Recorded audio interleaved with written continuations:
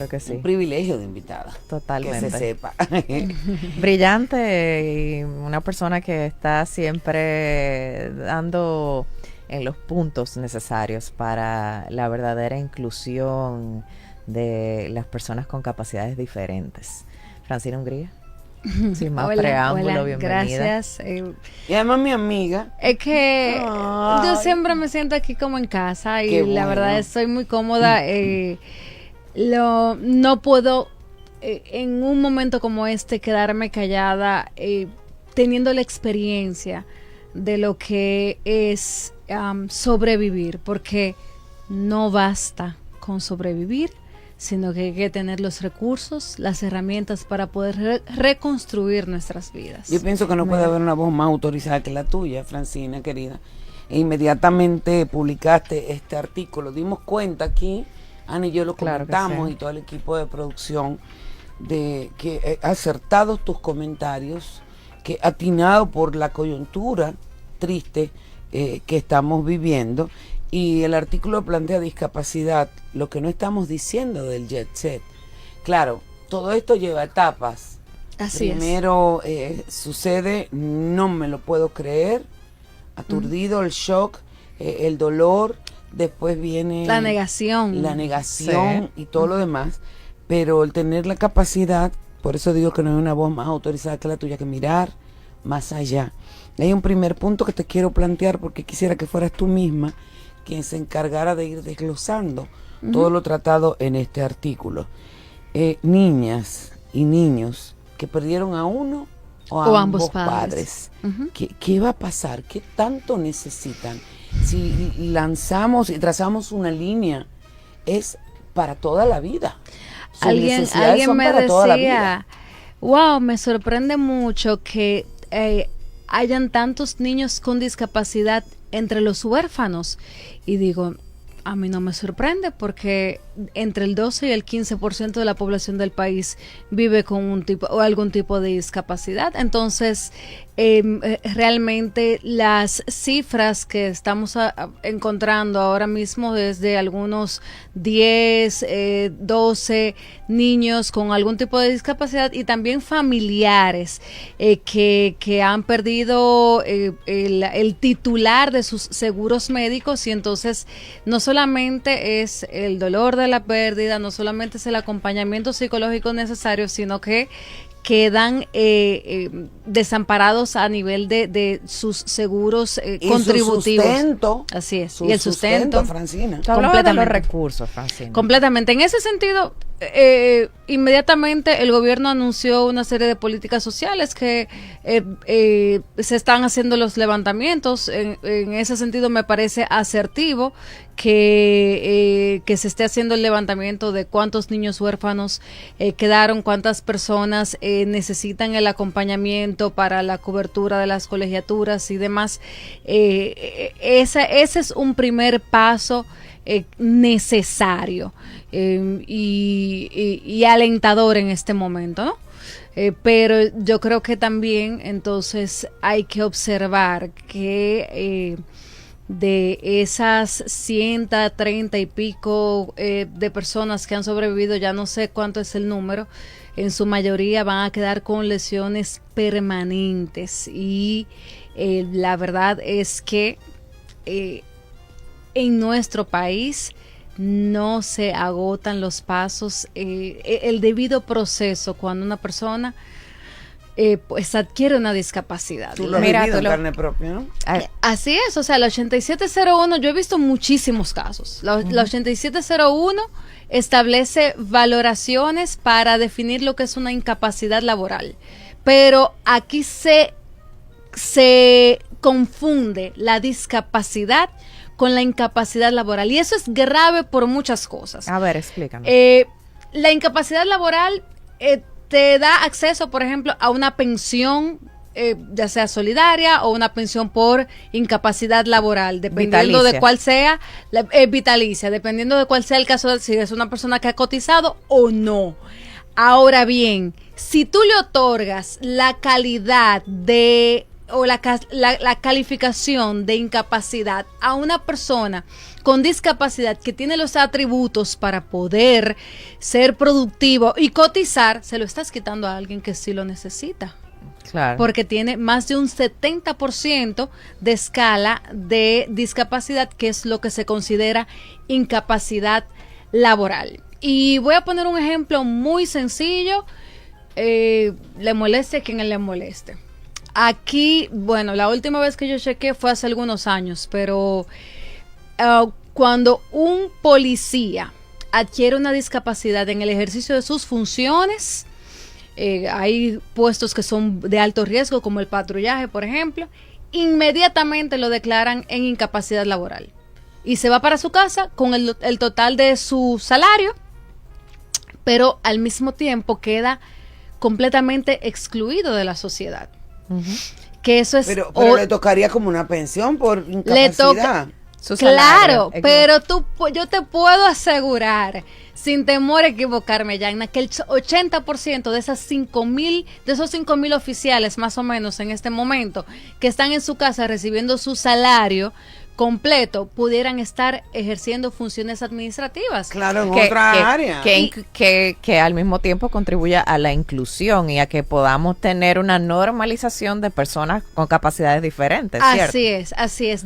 O sea, realmente cuando una persona adquiere una discapacidad cambia el modo en que se relaciona con su entorno, pero no tiene por qué dejar de participar de actividades productivas, de ser una persona que pueda sostener a su familia, y entonces una institución que tiene tan pocos recursos como el CONADIS, como la policía, por ejemplo, para asegurar la seguridad ciudadana, claro, pues no está haciendo un uso adecuado de las prerrogativas que están suscritas en la 8701 y en la ley 513 sobre discapacidad, y ahí entonces pierde el Estado, pierde la ciudadanía y también pierden esas personas que además de una condición de discapacidad pues quedan confinadas, quedan aisladas de la sociedad.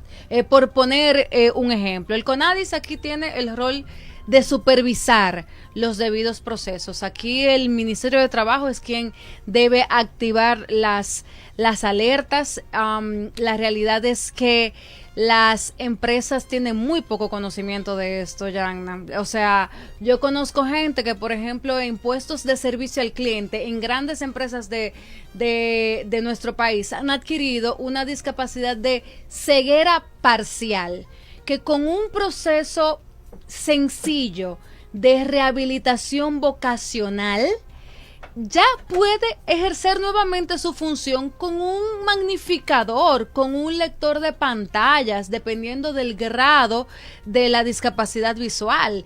En otro caso, me pasó con conocí a una persona de un departamento de recursos humanos, una alta directiva, y entonces fue desvinculada inmediatamente. O sea, la eso es terrible lo que tú estás contando. Es terrible, pero es el día a día. Entonces, no tenemos tampoco terapistas ocupacionales en riesgos laborales que puedan decir, mira, aquí hay estas entidades que hacen intermediación laboral, que hacen rehabilitación vocacional. Cuando a mí me sucedió el disparo, yo tuve la dicha de que fui trasladada a Miami para un tratamiento médico, ¿verdad? Los recuerdos. Sí. Y inmediatamente, siendo turista, a mí me asignaron una terapista ocupacional y varios trabajadores sociales. Entonces, claro, en la medida en que había un tratamiento médico de cirugías, al mismo tiempo había un proceso de rehabilitación y la persona se sentaba conmigo, ok, ahora tú vas a aprender a cocinar, estas son las herramientas que tú necesitas, y me la proporcionaban. Ahora estás aprendiendo la técnica del bastón, toma, esto es lo que necesitas. Y entonces... Ese otro aspecto, tenemos que hacer una última pausa, Francina, pero ese otro aspecto que tú muy bien planteas aquí. O sea, los requerimientos de esas personas, aparte de ser drásticamente desvinculadas, son para toda la vida. Así es. Nada más la terapia, los enfermeros. No, aquí no hay una economía del cuidado, pero vamos a hablar en detalle de eso después de la pausa. Y habiendo tú vivido esa transición Así es. Gracias. Bueno, mi gente, de vuelta aquí compartiendo con nuestra queridísima Francina Hungría. Y te tocaba, que también fue parte de tu artículo, que no solamente lo de desvincularlo o de que le dejen una pensión en el mejor de los casos, sino que lo que tienen que asumir a partir de haber adquirido esa discapacidad, no todas las familias tienen posibilidades de poder asumirlo. Como tú bien dices, tú tenías que coger la terapia, inclusive silla de ruedas, o sea, una cantidad de cosas. Una dependencia absoluta que van a tener algunas personas para sobrevivir. Nada más los turnos de enfermería. No, pues, dímelo tú, que yo lo sé con mi mamá. Ajá. A mí me lo va a decir. Acompañamiento psicológico a largo plazo también, porque no todos tenemos la misma capacidad de resiliencia. Por ejemplo, en mi caso, yo no pasé por depresión, y normalmente cuando una persona adquiere una discapacidad pasa por un proceso de duelo, de depresión, y entonces sumado al modo en que todo esto ha ocurrido, pues todavía es mucho más fuerte el proceso. La verdad es que es quizás un poco rápido decirlo, pero en estos momentos hay tantas formas en las que una persona puede reconstruir su vida, que de toda situación difícil, Yanna, se aprende algo. Claro. Y yo quisiera que este caso, donde se están desprendiendo tantas personas con discapacidad que lucharon, que trabajaron por construir una vida profesional, que todo eso no se eche a la basura, y que en este caso las empresas, el Ministerio de Trabajo, se puedan unir para instalar el debido proceso, para que aprendamos cómo colocamos ajustes razonables en el entorno laboral, cómo una persona puede ser eficiente a pesar de una situación, que analicemos si esa persona puede volver a su mismo puesto o volver a otro puesto en la misma empresa, y si ninguno de estos dos panoramas es posible, ver si puede ejercer una función en otra empresa, y ya como última instancia, entonces es que se declara la incapacidad laboral, que son los casos, vamos a decir, el menor de los casos, claro, los casos más extremos. Y una incapacidad que tienen que estar acompañada de un sistema de cuidado, de un sistema y un sistema de cuidado. Hay que hacer entonces una intervención en el hogar, que es la intervención de cuidados, digamos, para que una persona pueda tener cierta autonomía, para desplazarse de la cama al baño, que en el baño ahí también hay que hacer. Pero una serie de todo eso de lo que estamos hablando de plata. O sea, cuando tú vas a hacer una adecuación para una persona que tiene una discapacidad, estás hablando de una inversión importante para que sea medianamente posible una vida de una, digamos, una independencia por lo menos, digamos, limitada al hogar. Pero no hemos planteado como país, y yo lo decía en esta semana en el programa, que aquí hay cambios legislativos que se imponen. O sea, nosotros no tenemos quien legisle por esos niños que quedan en orfandad, por su cobertura, yo desde el punto de vista, no soy abogada, pero desde el punto de vista de la práctica, no tenemos quien lo haga, pero tampoco tenemos quien haga esa cobertura desde el punto de vista de la adecuación, de los cuidados, de la rehabilitación, que es costosísima. Bueno, el tema de los dispositivos de apoyo sí está estipulado que sea parte del proceso médico, o sea, de salud pública. Uh-huh. Pero en la práctica. Bueno, en la práctica. Te lo digo porque o sea, a mí me ha tocado. Señores, yo creo que es importante que todos aprendamos que el entorno condiciona más la vida de un individuo, y ahora pues hay que trabajar para que aquellos que sobrevivieron puedan recuperar los pedazos rotos, armar, digamos, correcto, un debido proceso para que esto sea lo menos doloroso posible para ellos y sus familias. Y nuestra ley, nuestro marco legal en ese sentido es bastante sólido, bastante fuerte. Es un tema de cumplimiento y que las entidades responsables... tenemos que leer, la ley está ahí. Sí. Si la cumplimos, las cosas van a caminar. Así es, así Pero entonces es. el gobierno que se va a quedar, porque se reduce la capacidad de autonomía tanto de niños, de adultos mayores, a saber la cantidad de adultos mayores que vivían y subsistían por lo que podían generar los mismos padres de esos niños huérfanos. Sí, hay una cantidad importante también de adultos mayores dependientes de los titulares que fallecieron en el hecho, y entonces ahí entra también lo que es el CONAPE, la política de cuidado que lleva Supérate, que tiene que activar todos los mecanismos del lugar para que sea lo menos crítico posible. Pero ahora los bonos de emergencia, pero que me parece muy bien y que yo inclusive saludé ayer el hecho de que el gobierno esté dando respuesta, es lógico y es humano, pero hablan como de que todo este proceso va hasta 6 meses, ¿no es cierto? ¿O me equivoco? Hasta ahí, bueno, esa parte no la sé, pero evidentemente, y también hay que hablar de 6 meses no es suficiente. No, y hay que hablar de que esa intervención estatal tiene unas limitaciones de cómo se computa para que pueda llegar. Hay que entender que también hay un proceso. ¿O eran los 6 meses lo del tema del seguro?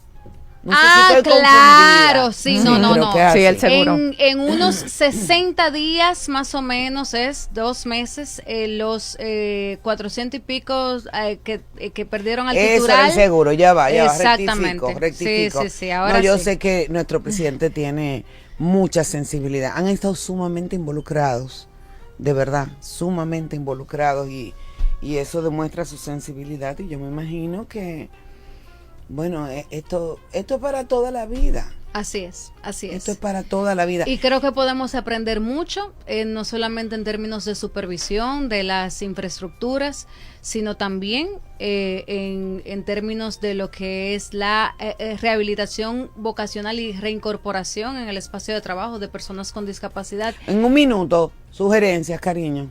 Pues primero, recordar que las personas que sobrevivieron deben y quieren reconstruir sus vidas, y para eso tenemos la 8701, la 513, para que se agote el debido proceso. Segundo, acompañamiento psicológico prolongado para estas personas. Recordar que también aquí hay un proceso donde está el Ministerio Público, la Procuraduría.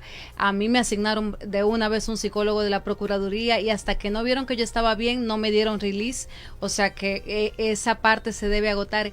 Y finalmente... Y lo pusieron a disposición de una vez, desde el mismo día de la tragedia. Así, bueno, desde que empezó el proceso judicial, estuvieron acompañándome hasta que dijeron, tú no necesitas un psicólogo. No, en el caso de Jet Set. Sí. No, ok, excelente. No, pensé que me preguntabas a mí. Sí. Y finalmente, señores, círculos de apoyo. Importante. Mis amigos nos reunimos porque perdimos una amiga, y normalmente estamos ahí en el velorio, pero yo creo que estos círculos de apoyo se tienen que prolongar por meses, por toda la vida, porque para que una persona pueda superar una situación como esta, no basta con dar el pésame, hay que dar un acompañamiento continuo. A veces tú no sabes ni contigo. qué decir, señores, que no hay palabras. No hay que decir nada a veces lo que hay que estar estar en ahí, silencio. estar ahí. Estoy al lado. ahí, estoy contigo, creo en ti, tú lo puedes superar, tú eres fuerte, y hay muchas maneras, muchas alternativas. Vamos a explorar todo lo que sea necesario.